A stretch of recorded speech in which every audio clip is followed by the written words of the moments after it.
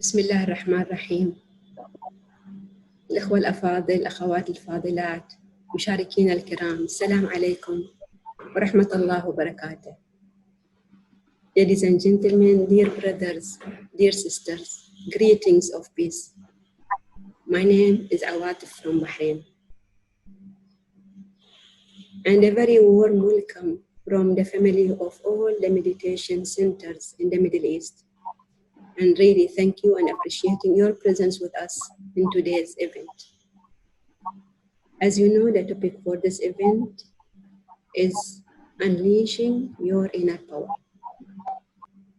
And to be honest, we are so fortunate to have Miss Patricia and Summerfeild, Trish in brief, to share her insights on unleashing your inner power. Actually, there is a lot to be shared about Miss Trish. There is a lot in her CV, but in essence, Trish is an international speaker, TV presenter, author, trainer, a meditation teacher, and she is also an executive coach. And Trish has been meditating for 33 years. Imagine, 33 years. Trish was born in New Zealand and has lived and worked in Asia. Her expertise is in facilitating participants really to reach highest human potential. And I witnessed this with Trish. As an experienced trainer in Living Values and Education program, she was responsible for the overall coordination and also the development of the leadership Living Value in Education program in Vietnam for around 16 years, and also facilitated trainings in this regard with many groups of various categories, such as educators, psychiatrists, UN staff, and others, many others to be honest. And in many countries, for example, Australia, China, Dubai, and UK. Being an international speaker, she has spoken as a keynote speaker in a number of conferences throughout Asia and presented seminars at companies and organizations to many in different countries, in Vietnam, in New Zealand, in many countries. Her written accomplishments include 3 published books that she has authored, which are You Can Think Positive, Windows to the Self, and Riding Out the Shocks of Life. And to share from my experience with Ms. Trish, and I will call her my dear sister Trish, I had the opportunity to closely work with Trish in one team in 2 programs. Sister Trish has a pleasant and wise personality at the same time. She tackles the mind and the heart while working with the group, creating an atmosphere of cooperation, passion, and enthusiasm. So, a few more notes just to start listening to Ms. Trish. There is Arabic translation done by Sister Sheikha from Kuwait, and the link for the Arabic translation and for the English Zoom will be posted in different rooms to be available for those who want to join the right links. And lastly, a final housekeeping point, I would like to mention that you can kindly write your questions in the chat, either in the general one or privately to the event MC. And also that is in both Zooms, and also the questions on the YouTube will be observed. Dear Trish, the floor is yours, please.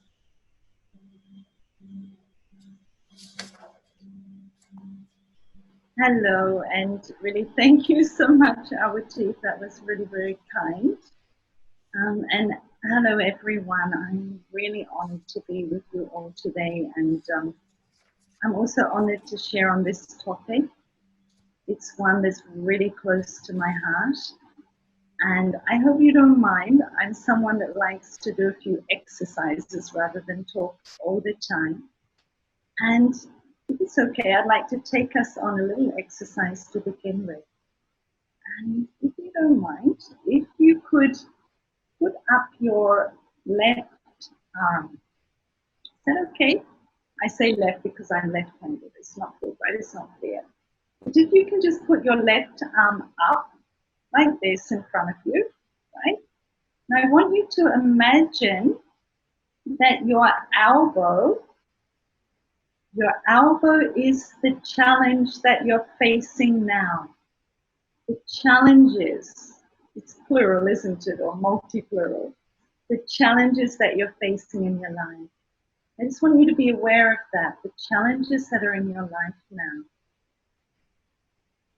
And on the other end, the end of your fingers, right now, they are representing your inner power, your inner strength. Okay, so elbow, challenge, fingers, inner strength. Now, if your inner strength is low, what happens to the challenge? What happens? Can you feel it? It's higher, isn't it? And yet, if we build the inner strength, then what happens to the challenge? It becomes smaller.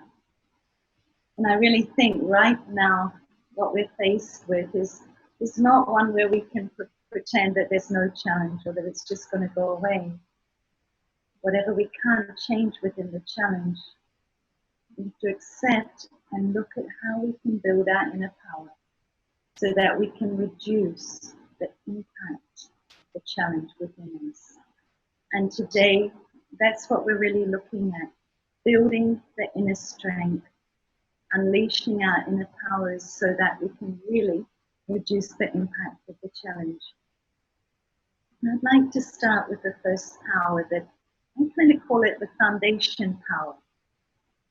And for that, I'd like you to do another little exercise. I think most of us are probably sitting inside, and quite possibly most of us are sitting inside our house right now, inside a room. And what I'd like you to do is just, if you can, it's easy, turn to a window. You might be in front of one.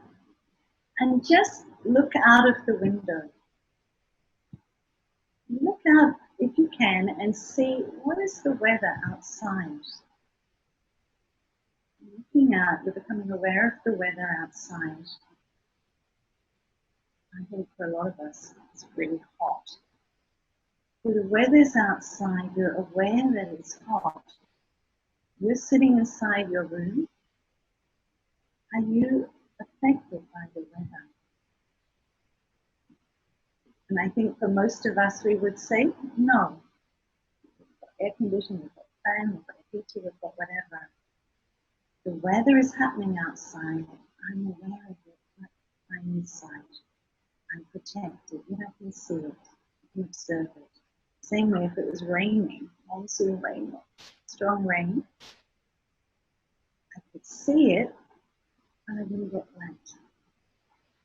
And now I'd like you to invite you to do the same thing, not within the room of your house, but within the house, or we could even say palace of your mind. I'd like you to withdraw all your attention from whatever's happening around you and bring it inside, really into the center of your mind, and concentrate it right in the center of your mind. Concentrate it right in the center of your mind. Can you do that? Yes? Just one moment. While you're doing that, have you done that? You've concentrated it right in the center of your mind? Okay.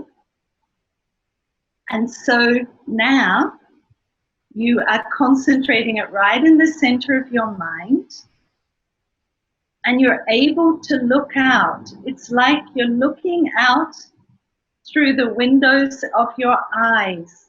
Are you doing that? You're looking out through the windows of your eyes. Yet, you're focused inside. Can you feel that? So you're able to see everything around you. You're able to observe everything around you, yet you're not affected by it. How would it be to live our day like this? To be focused in the room of our mind.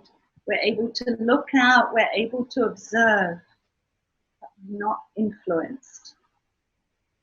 And so this is the first power, and we call this the power to withdraw, the power to pack up, the power to withdraw. And you know, the image is a turtle. Because you know what the turtle does? When it feels it's in danger, it goes into the room of its house. It withdraws inside. And although we might not be in danger, we've got so many challenges around us, and we know that the atmosphere right now, the vibration, is very often one that's a very low level. Fear, worry, concern, unhappiness.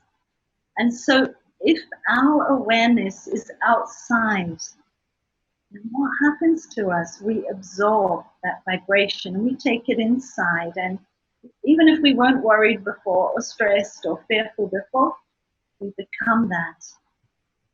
And so the first power, and I would say absolutely essential, the ability to concentrate all of my attention and my awareness inside, in the room of my mind, and look out through the windows of my eyes, just as I did when I sat in my room. So foundation power. Now, after I do that, after I focus and I withdraw my energy inside and I feel this sense of power and authority, I need to move to the next power. For that, I want you to think about the last time you saw something really untidy. Perhaps it was your child's room or your room or whatever. You saw something and you just felt, wow, that's a mess. Do you remember that? The most recent time. Can you remember where you were? And when you saw that and you became aware of the mess, what was kind of your instant reaction? Was it like, I'd like to clean it up, I'd like to do something about it? Yes, right? So we often feel like that when we see something messy in a physical way, we want to tidy it up. And in the same way, we also need the power to, we say pack up. Pack up the thoughts that are untidy or unnecessary in the room of our mind. And so this is the second power, and absolutely essential. The power to pack up thoughts, not to suppress them. Suppression makes us feel uncomfortable and can even, like long term, I'm sure you know, it can cause disease. But then if we express the thoughts, that can also make other people uncomfortable, right? So be able to put a close to the thoughts that are unnecessary, to tidy the thoughts that are living in the room of our mind that are of no value, that are just taking up space and creating a clutter. So our second power, the power to pack up. And you know, the thing is, if we use these two powers, the power to withdraw, to concentrate our awareness inside, and then the power to pack up any unnecessary thought. And then when we get to the end of our day, we close our day. Then we're able to truly sleep and truly rest well. And if we don't do this, if we don't use these two powers, what's going to happen at the end of the day? The time is there, the bed is there, I might have a good quality bed, but I won't be able to sleep. And even if I get sleep, it's almost like we could say we marinate in the thoughts that we're having as we fall off to sleep, and we wake up with that.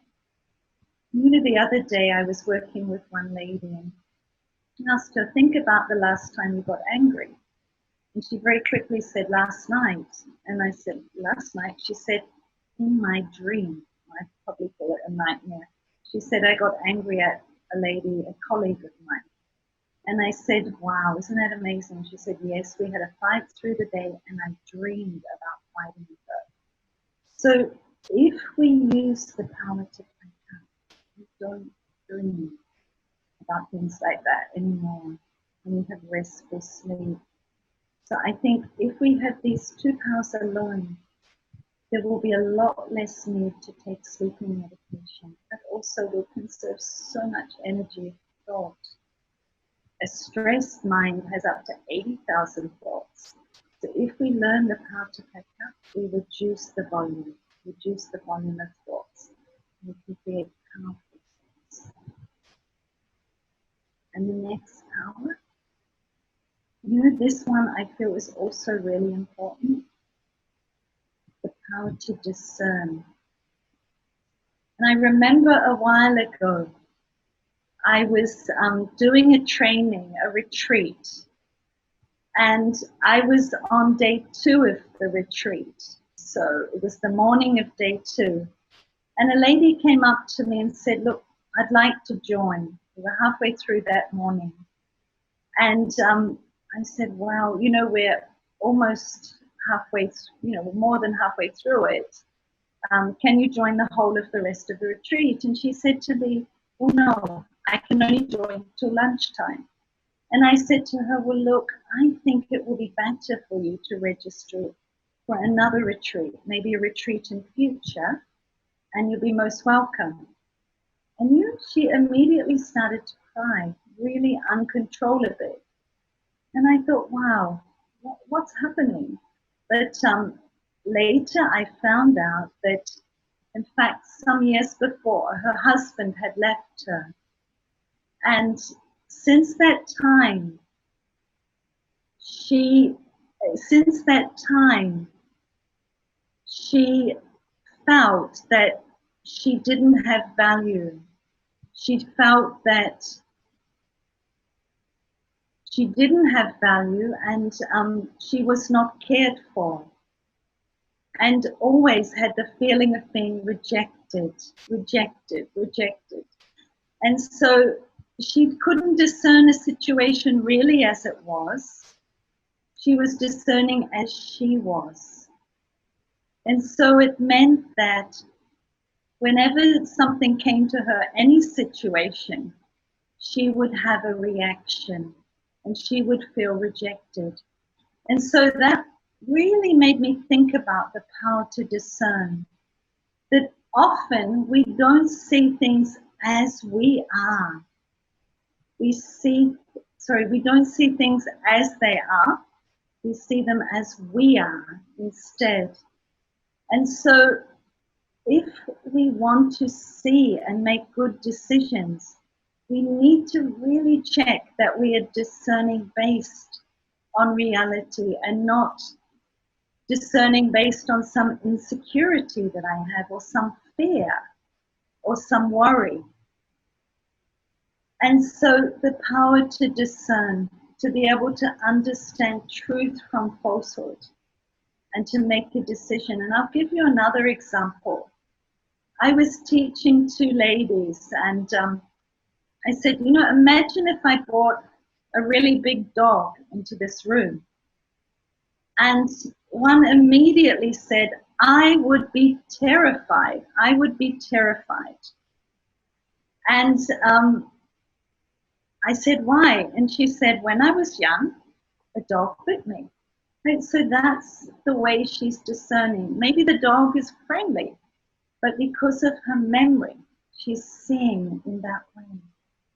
And so if we don't check our power to discern, it means that as we move through life, we will make decisions based on some kind of fear, some kind of limited belief that we're storing and allowing to come in to our thinking, to our mind. And that means that our decision will never be a quality one. Really will be a bit like a slave to the situation and the limited belief that we're carrying. So that was one that I feel is so important. If we don't discern, or maybe we feel insecure. And then, well, if we're insecure, then we feel that people don't love us. And then, it's so easy to have feelings of rejection. And so the third power, the power to discern. And now I'd like you to think about another story. I know one lady that is incredibly kind. She's so kind. And, when people want to borrow money, she's very ever ready to say yes, yes, and happy to share with them. And then, sometimes they want to not pay the money back. And she accepts that as well. And some of them even stop working and just depend on her for money. And she also accepts that as well, even though they could work.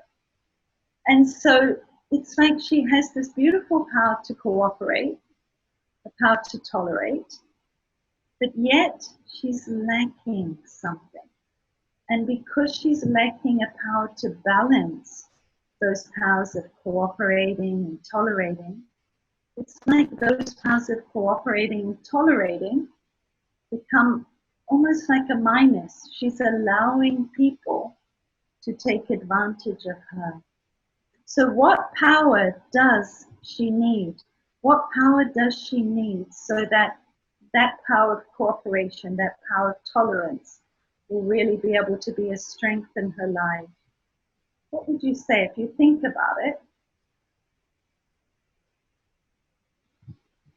She needs the power to discern, doesn't she?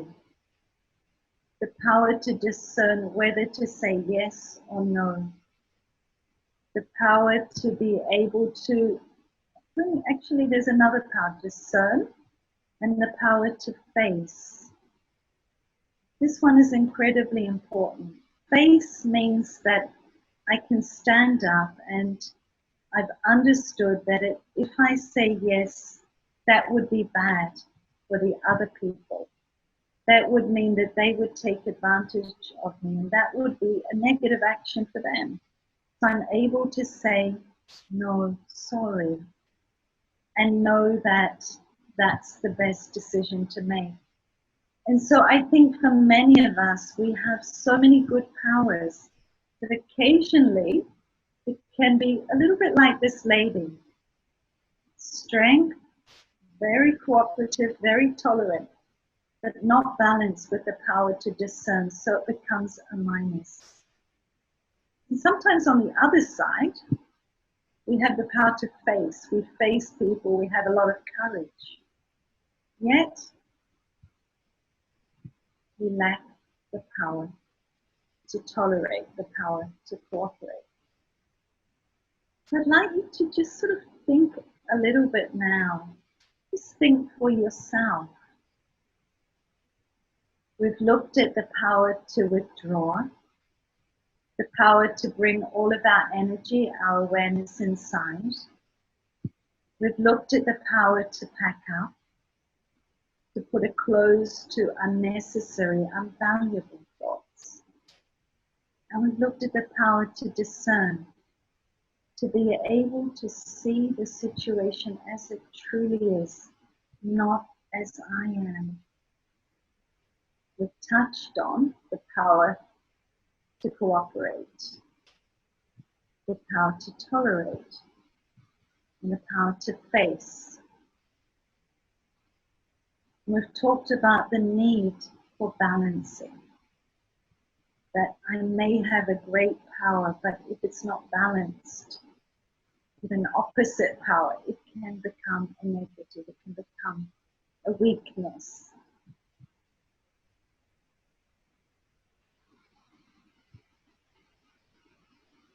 And I would like to bring in one more power, the power to accept. You know, I remember reading some years ago that in England, sorry to bring a country in like that, but it's just the only statistic I happen to have, but that people spend 80% of their thoughts and words focusing on things they can't control.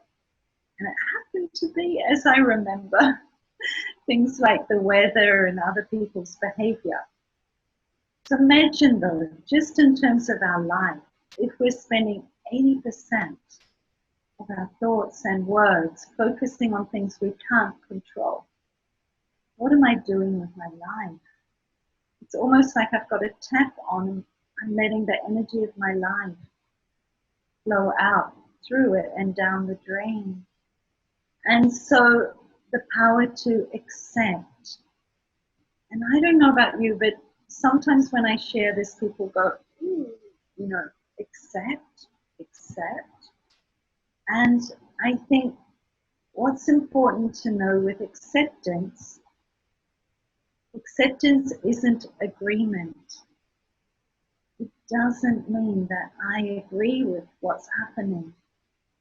It means that I accept that what's in front of me now is part of my story. It's one page in one chapter of my story. And to not accept it means that I'm trying to go against, you know, a fast-moving river. I'm trying to swim against it, or I'm trying to block it from moving, which the force of it comes upon me. I'm trying to rip out a page of my story, which is simply not possible. So when I accept it, it's again not agreement, but I accept it's part of my story. And so what I often do when I have people that I'm working with and they really are rejecting something, and the force of that keeps coming upon them, and it has been coming upon them for so long, I get them to breathe deeply, really fill their lungs with air, and just to notice what's happening when they don't accept, when they don't have the power to accept. It's like they hold the event in their body. So to just feel that they're letting go of that tension, they're letting go of that.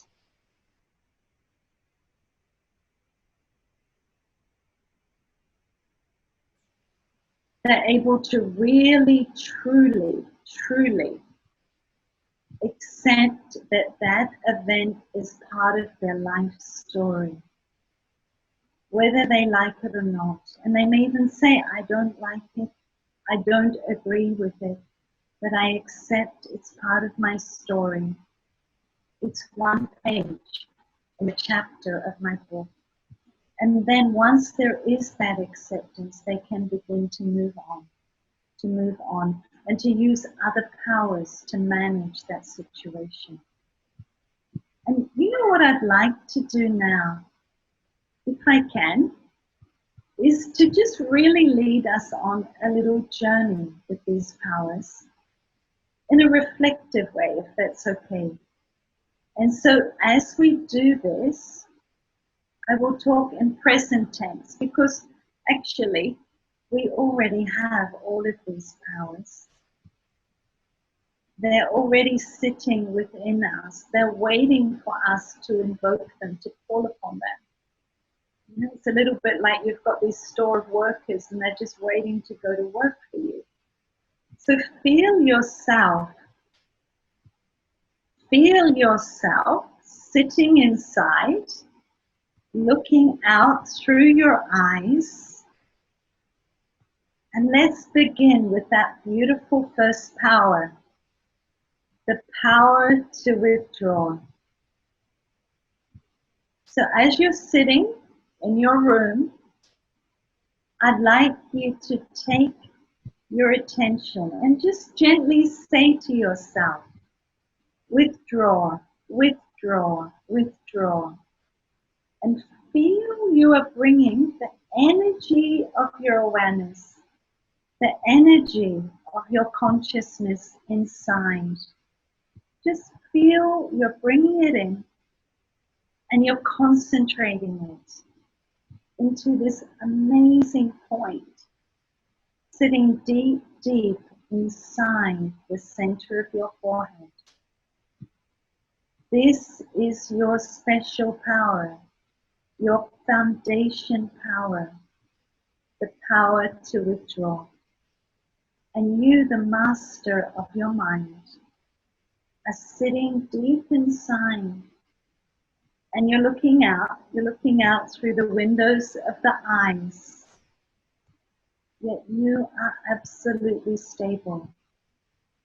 And any scene could come past you, but as a master you sit on your seat in your house. You observe it. You simply ask your heart, what is the best response? What is the highest response that I can offer this situation? And you respond. And each time you do it, it becomes easier. So it becomes part of your nature. It becomes part of who you are every day, at home, with your family, at work, on the street. You simply sit inside your house. And as you sit inside your house, when any thought comes that has no value, that will reduce the beauty of the room of your mind, you can immediately pack it up.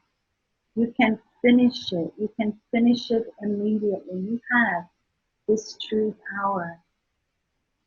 And as you sit inside in this way, you can discern everything that comes in front of you. You can see the value of it, not just in this immediate moment, but also for the future. And when you discern clearly, you're able to make the best possible decision, the most beautiful decision. And each time you do this, each time you choose the highest decision, this power grows in you. Your inner power strengthens, and the impact, remember the impact of the challenge reduces. And then you're able to see what the situation is calling for you to be. Should you tolerate the people within it? Should you surrender your ego and cooperate? Or should you face and say, no, sorry, I need to hold this value, or I don't feel it's right for me to say yes right now. So just really deeply feel yourself sitting in the window of your mind as a true master. And each of your powers is there, ready. It's listening for you to call it. And as soon as you call it, it's there to serve you. I truly feel this is the time to live as a master. So just hold that feeling, that energy, that awareness of being the master, of having your powers, and see yourself living your day. And finally, I'd like you to put in front of you, as you sit in the window, looking out the window in the room of your mind, put in front of you a challenging event that's happening right now for you. Put it in front of you at a distance. Stay on your seat and ask yourself, which power, if I act with, will have the highest quality impact on this situation? Or which power is this situation crying for, calling for, asking me to offer it? Just become still and ask that question in your heart, in your mind.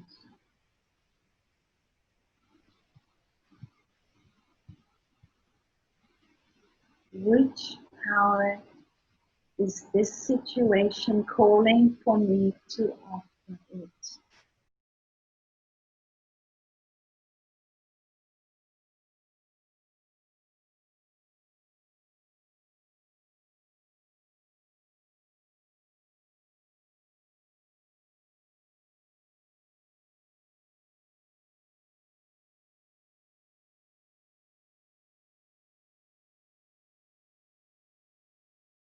And see yourself using that power.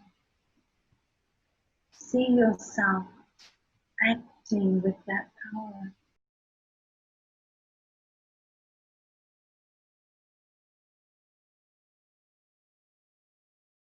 How does it feel? How does it feel?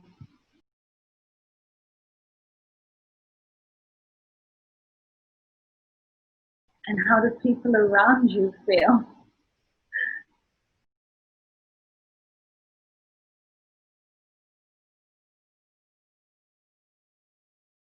And now if you can gently, gently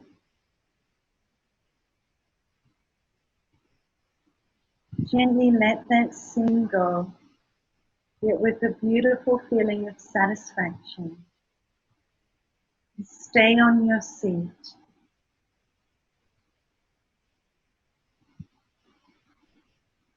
And bring your awareness back. Yet hold this power to withdraw.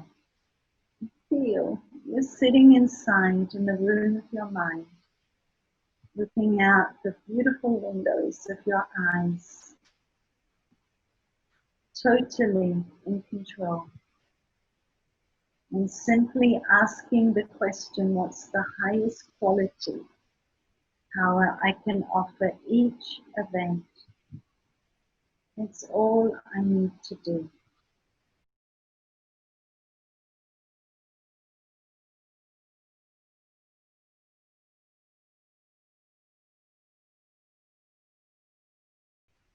And you know what I would like to do, if it's okay now, I would love to see if some of you have some questions. And I think our chief is going to look at that. I would love to hear about them. Thank you. Thank you so much, Ms. Trish. Yeah, we'll go ahead with this. First, thank you for this really very comprehensive, practical, and experiential session. We felt that we are centered there within, pulled by the power to withdraw. And you indicated beautifully what is the importance of having and taking the decisions when we are in that silent status. And I like that the powers will listen to you. That when you are there, the powers will listen to you and you will call the right power. Thank you so much. So we'll take the questions, Sister Trish. The first question, what are powers other than 8 powers? What are powers other than 8 powers? You know, that's a beautiful question. And I think, honestly, there is so many different powers. I also brought in the power to accept. You know, if we haven't got acceptance, then we are stuck in a state of reaction. And we really can't move anywhere. So one I feel is incredibly important is to understand the reality of acceptance, that it doesn't mean to agree. So the power to accept, the power to detach, to be able to separate ourselves. And we do get some of that with the power to withdraw, with the power to separate myself from the event so that I can really get perspective from it. Very often we say very close to things. And if you stand very close to something, you can't see it as it is. It's almost like when there's a problem, and maybe you have a problem, and then you can't think of a solution. Your friend will say, well, why don't you do this? You think, oh, it's so simple. Why didn't I think of that? And why didn't you? Because you were standing too close. And so I think this power to detach, what I often do in my training is get people to actually step out of their chair and stand in front of the chair and look back at themselves and imagine that they are looking at a separate person. And I do feel this is invaluable, because when we are too close to our story and ourself, we just simply can't be objective. You imagine if you looked at your friend's situation, how quickly you could give advice and say it's great to do that, because you don't have the attachment and the emotion. You can give space, you have space, so you can offer a high quality decision. So power to detach is very, very important. We also talk about the power of silence, the power to be able to really go inside and still the noise of the mind, not to become empty, but the power to be able to hold one thought, and go deeply, deeply into that thought until it becomes an experience and the mind is silent. And that's incredibly refreshing to be able to do that. So yes, there's lots of other powers apart from the 8 powers. And I think what is really important is to practice them, because we can know them at the level of the mind, but when the situation comes, it can very often trigger automatic responses or reactions, and then our power goes out the door. So to be able to watch the situation and even experiment with it, like I did in the meditation exercise, go through it in your mind, see the situation, see yourself staying on your seat, using the power, because we know the power of visualization is almost as good as actually doing it. Because each time you visualize and see yourself do it and feel it and accept it, you're recording that in your subconscious mind. So that's a success. Your subconscious doesn't know whether it's reality or imagination. It's still recording it. So it will help you when the situation comes. And what we often do is we rehearse the negative way. We think of a scene or a situation, we rehearse it negatively and see ourselves failing. And that's what we record. And that's why when we get to the reality, it also becomes hard to get success. Thank you. Thank you for that question. Yeah, thank you, Trish. The next question is a participant is asking, can you talk a little bit about the power to let go? The power to let go. Yes. We did in 2007, we did a TV program on the power to let go. And after, at the end of filming, the cameraman came to me and said, I wish I watched this 20 or 30 years ago. I wish I had seen this program. And he was just recording it. And I said, why? And he said, when I was young, a teenager, as teenagers do, I had a close friend. We argued, and neither one of us wanted to make out, wanted to be the first one to make out. And then he went away to war, and he never came back. He was killed.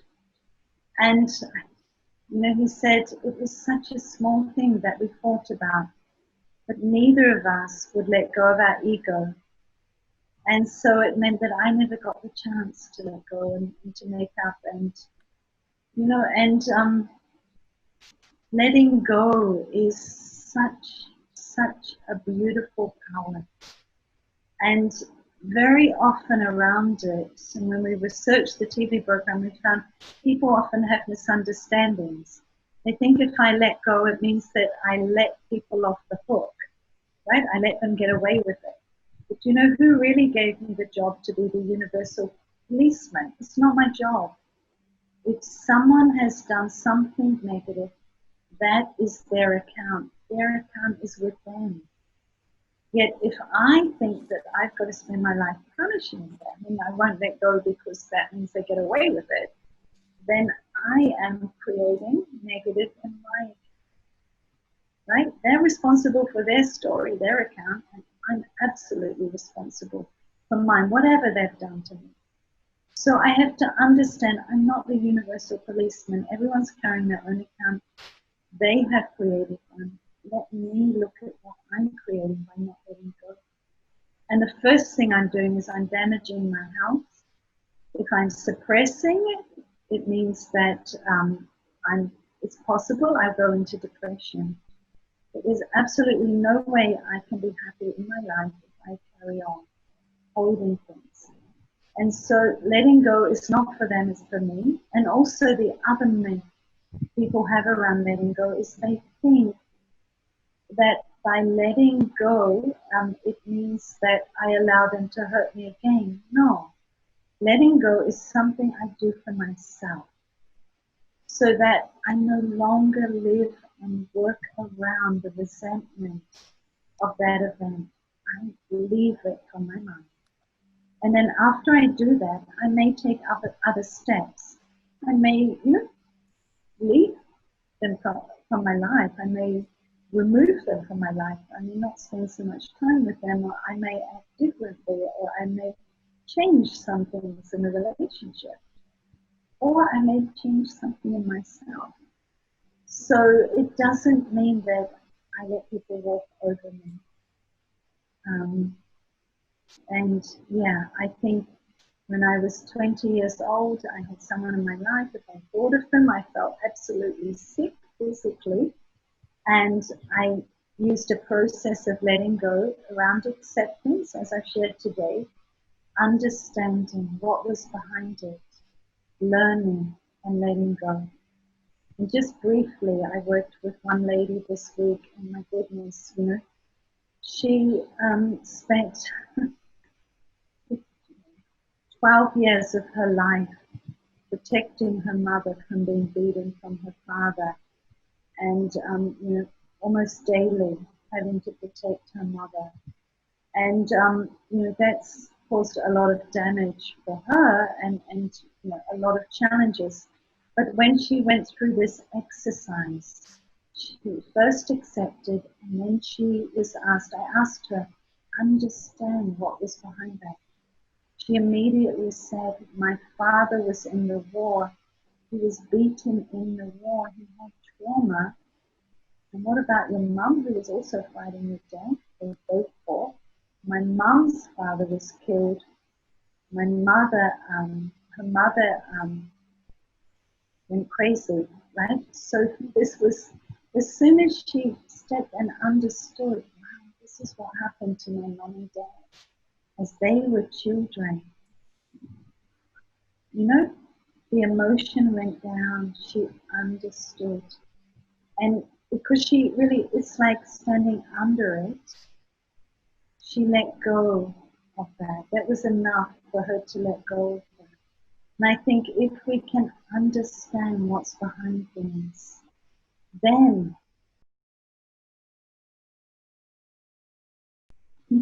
even on a daily basis, accept, understand, learn, and let go.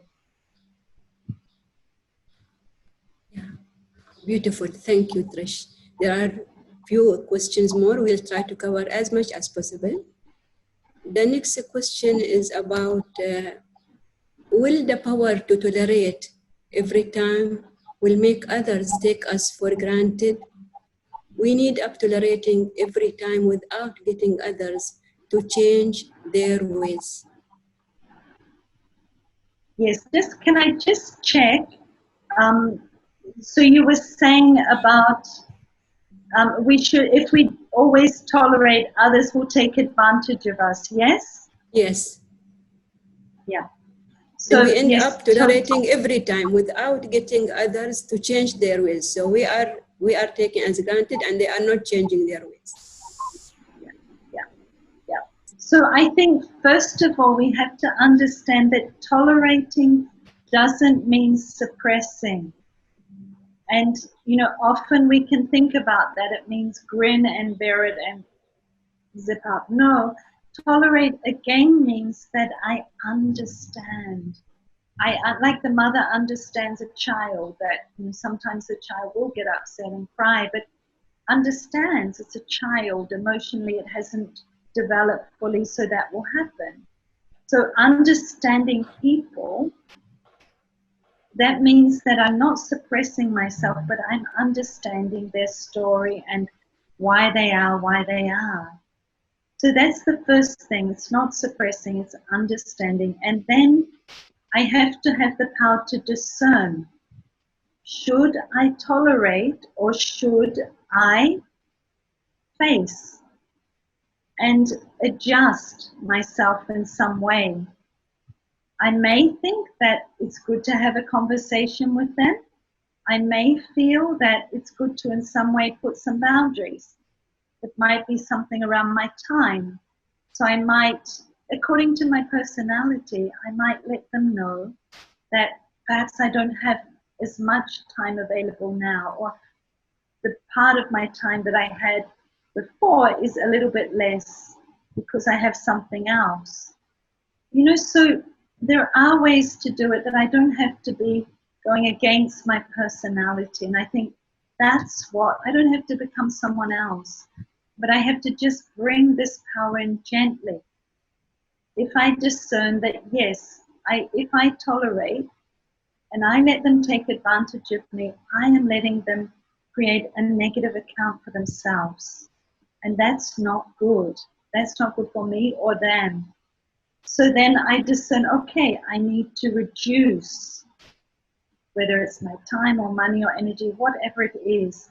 But I think we can do it gently. We don't have to be like, oh, that's it, you know, and now I'm going to face you. And no, be who you are. But just experiment with bringing in this other power to face in a way that suits you. So that they see, well, maybe you were available for them 5 days a week, but now it's 4. And it might be then 3.5.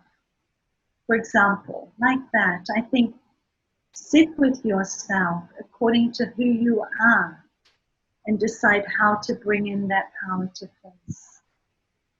I hope that kind of makes sense.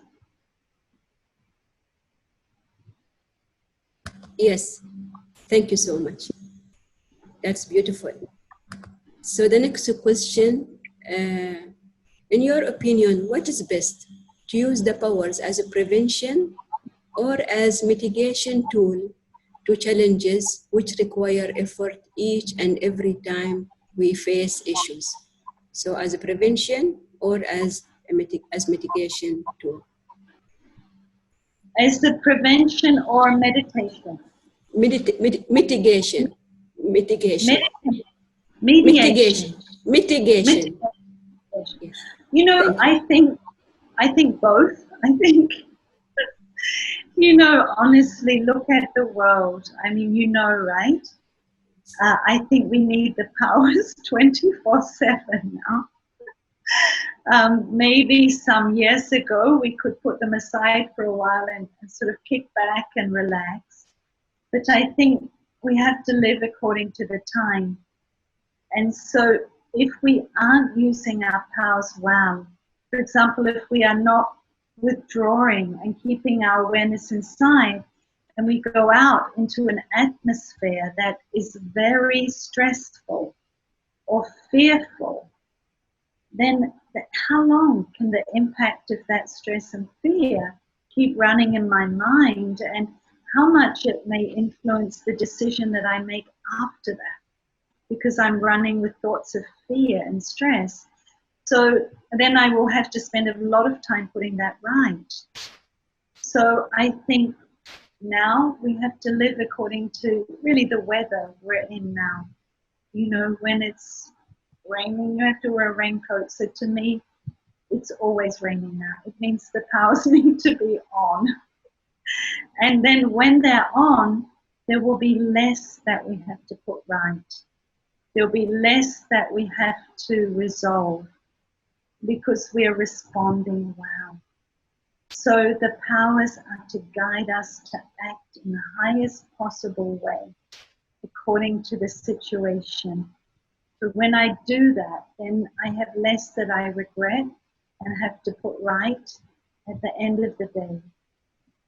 I hope that makes sense. And Yeah. Great, thank you. The next question, how power, let's rephrase it. So when you have, how do you use the power in order not to overreact to a situation or to situations?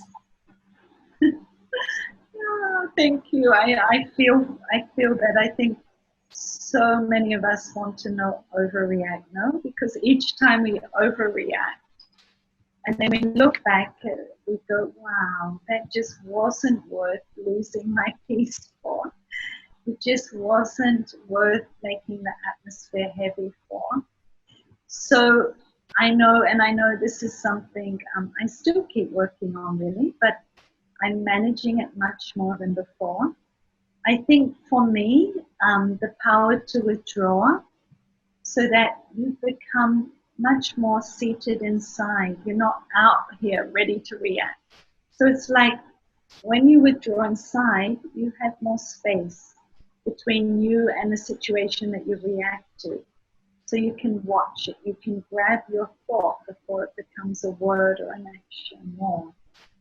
And you can also just, I guess it's the feeling of just seeing it's like a movie. And everyone within it is playing the absolute accurate part they're meant to. They're not going to play the part that I map out for them. Why should they? They are what they are.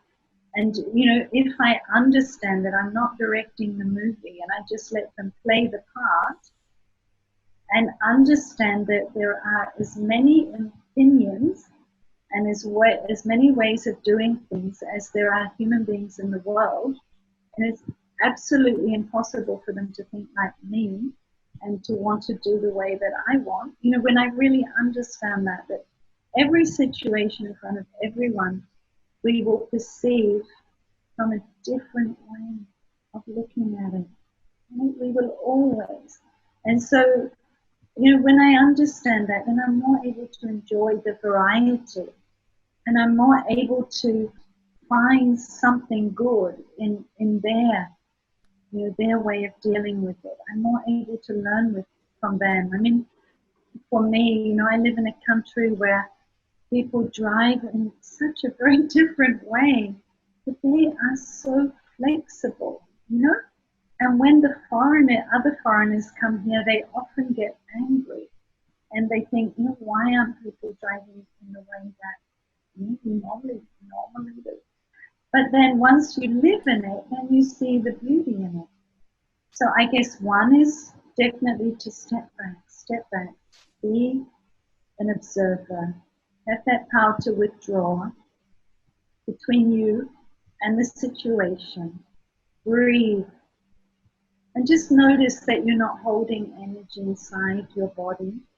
Breathe deeply, talk to yourself, and then together with that, points, like for one thing you could meditate on, everyone in the world,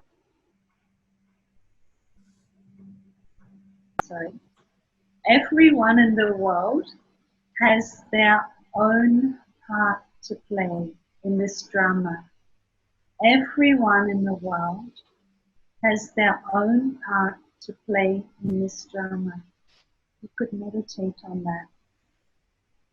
And let it sink from your mind into your feelings, into your subconscious. And then you add the name of the person that you normally react to. Everyone in this world has their own part to play in this drama, including ... And first you might react, but just gently, almost like massage it into you. Not suppress, not force it, gently. And you know, it can do magic. I remember one seminar I did. At the beginning of the seminar, I don't know why, but one man wanted to tell me that the seminar was on letting go. The man wanted to tell me, you know, I'll let go of anyone, I'll forgive anyone, but not my brother. For some reason, he wanted to tell the whole room at the beginning of the talk. And it was amazing. By the end of the talk, again, he put his hand up and said, you know what? You will never believe this, and I can't believe it myself, but I have forgiven my brother 80%.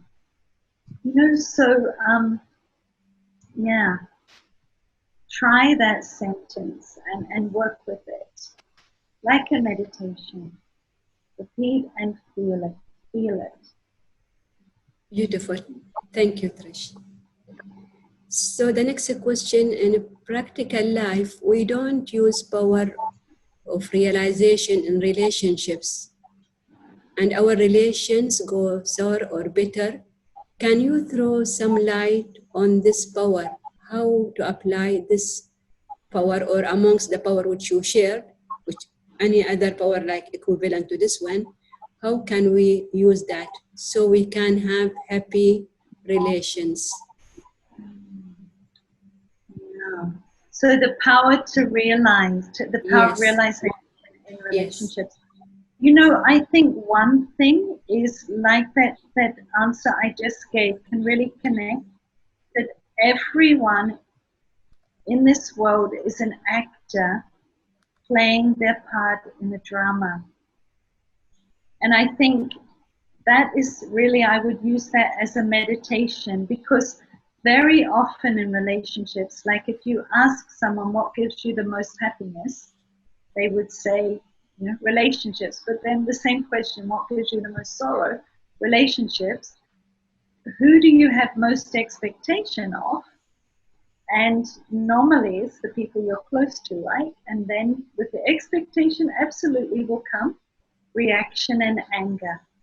So if I want to have good relationships, I need to let them out of the box that I put them in my mind.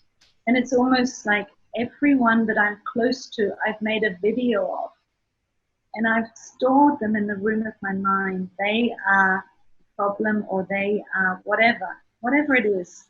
However, I'm holding them in my mind. So I need to first let them out of my mind, let go of that video.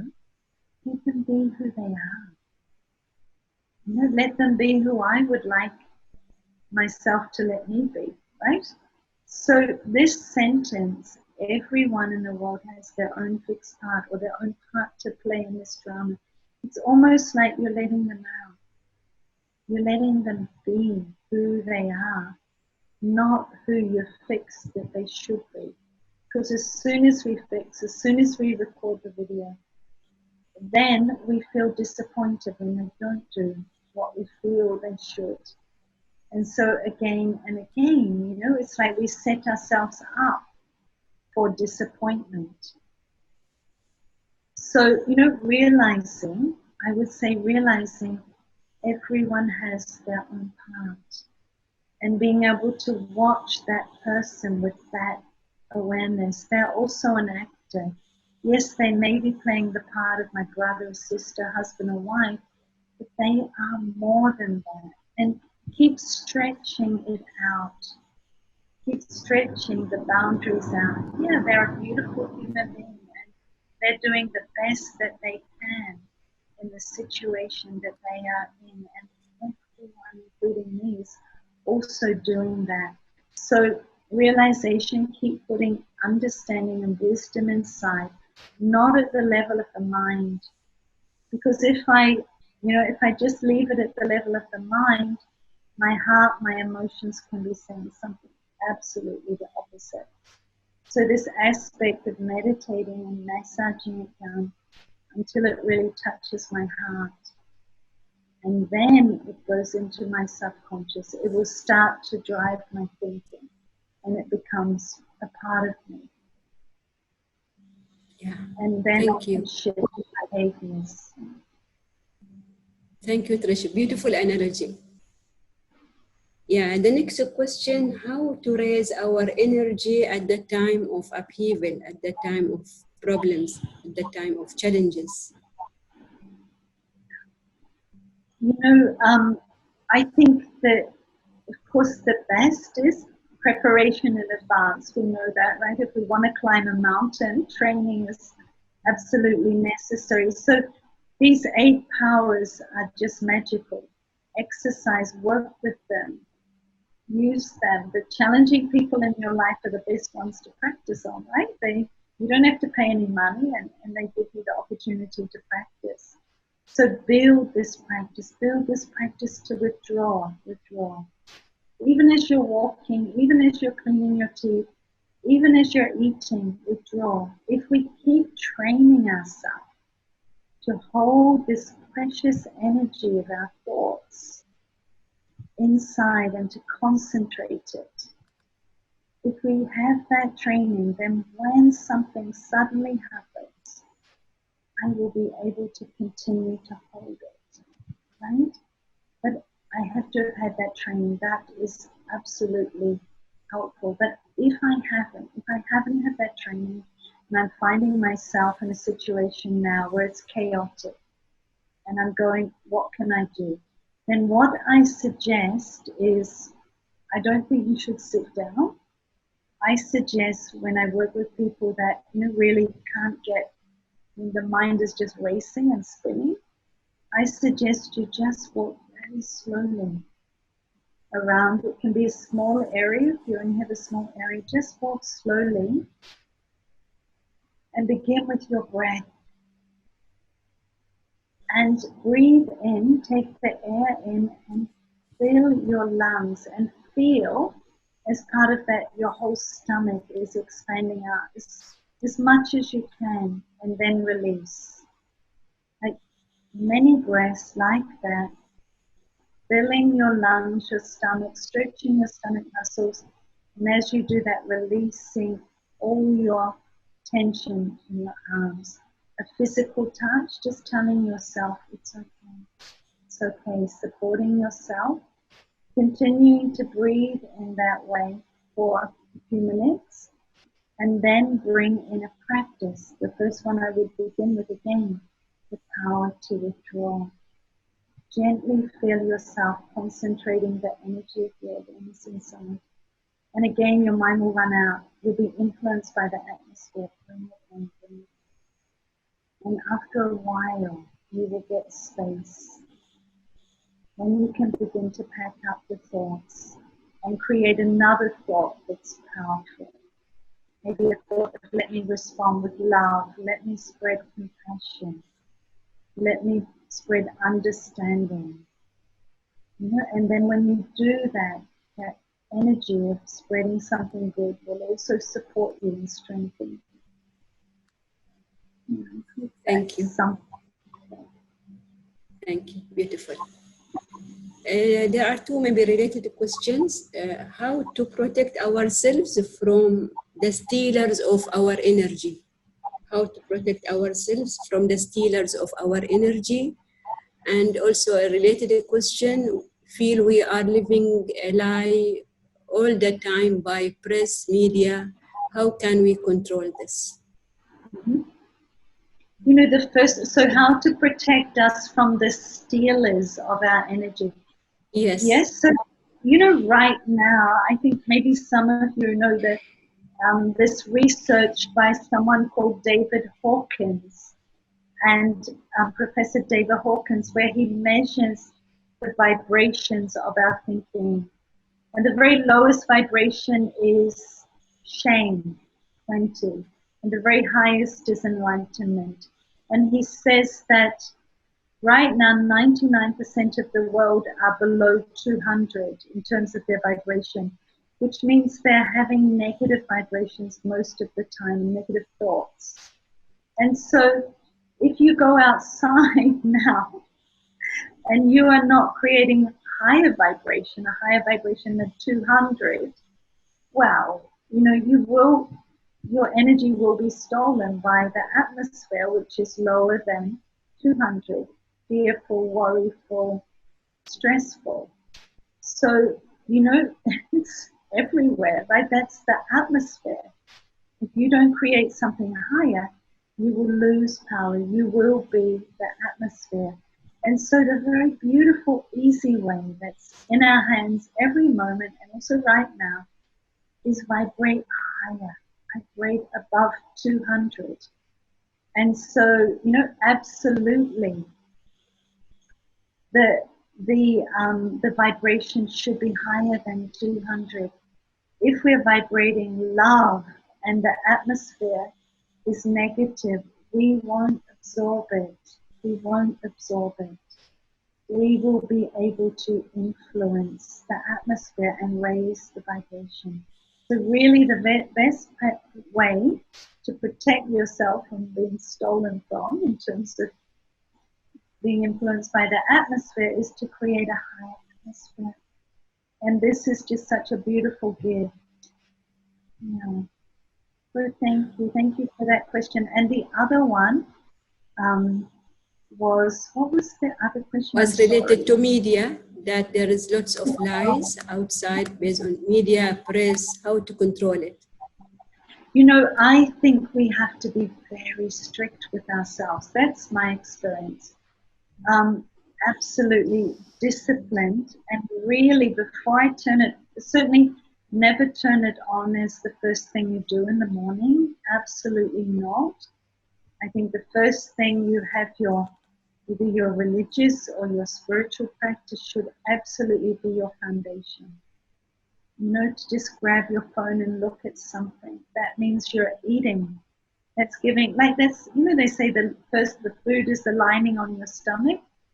If you watch that media first, that's the lining on your soul. So never allow it. Be very disciplined. And I would, you know, if you can, have a conversation with yourself and say, which is the best quality media, the most honest I think I can watch, and how many minutes do I need to watch each day? And be very careful. I mean, I don't accept all these, you know, videos and different things of different events. I think it's absolutely unnecessary. I just really think we have to be very careful if we want to have a powerful mind. And we could just spend our whole time being distracted by things that aren't really true, exactly. And then we get in a whole debate whether they're true or not, and actually it doesn't matter. It's really better if I just take the absolute media that I need to know, absolute information that I need to know, and work with making myself powerful so that I can uplift the vibration and the atmosphere around me, and so that I will be more able to respond in the best way possible. That is my suggestion. But it takes discipline, I know. You know, and the media, of course, they make money, right? So they make it look, you know, very interesting, like, you know, food, yummy food, but of course it's not. So we have to be really discerning. They're paying people to make it look interesting, to try and grab us. So we have to be higher than that in our thinking and not deceived by it. And each time we're not deceived, I think I help not only myself, but I also help others not be deceived. And certainly when you're around people, don't just have conversations on these small things. Try and have higher quality conversations and talk about the good acts at this time and the good things that people are doing. And, you know, there's so many beautiful acts of compassion, and talk about that rather than the other stuff. Beautiful.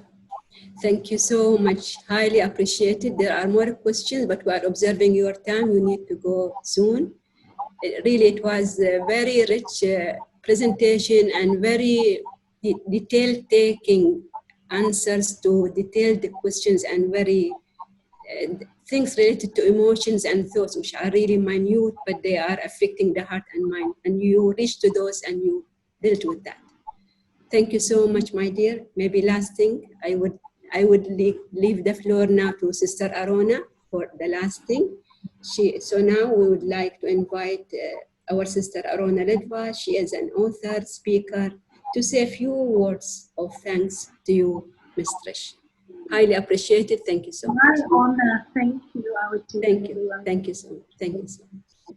Thank you, Awatif and Trish. Thank you so much. I can see that you are filled with all these inner powers. And I have the good fortune of working with Trish on many projects. And she's amazing. She's able to hold everything together with a lot of calmness, a lot of lightness. And I can see, Trish, you were trying to look at the chat, but also trying to stay focused. So that needed a power in itself. Well done. I think many of you don't know that Trish is actually, she is a New Zealander by birth, but Trish is giving her valuable time to the service in, and they have maybe 3 now, right? Beautiful centers. And it's really beautiful. It's like a little oasis in the middle of nowhere. And Trish was a good host when I was there. So yeah, all I want to say, Trish, positivity. You were very positive, loved hearing your stories. And you carry that air of confidence, positivity, and happiness. So I hope everybody took not only from the talk, but also from Trish and her whole demeanor, because this is what we become when we practice our powers every day. Thank you for joining us, Trish. Love to everyone there. Thank you, Aruna, really, and an honor. And yes, you can continue to visit our centers. I think many of you know that we have a center almost in every country. So yeah, please visit us. Thank you. There we are. There are the centers here, the numbers. You can take a screenshot if you would like to get in touch with anyone. Thank you. Thank you, everyone. Thank you to all. Even the translation, Sheikha has been translating into Arabic. Thank you, everyone in the Arabic Zoom as well for participating. It's really great if you help us to also forward these messages on, because we really do it to benefit everyone. So help us in promoting these seminars too. Thank you, Trish. Thank you, everyone. Good night. Bye.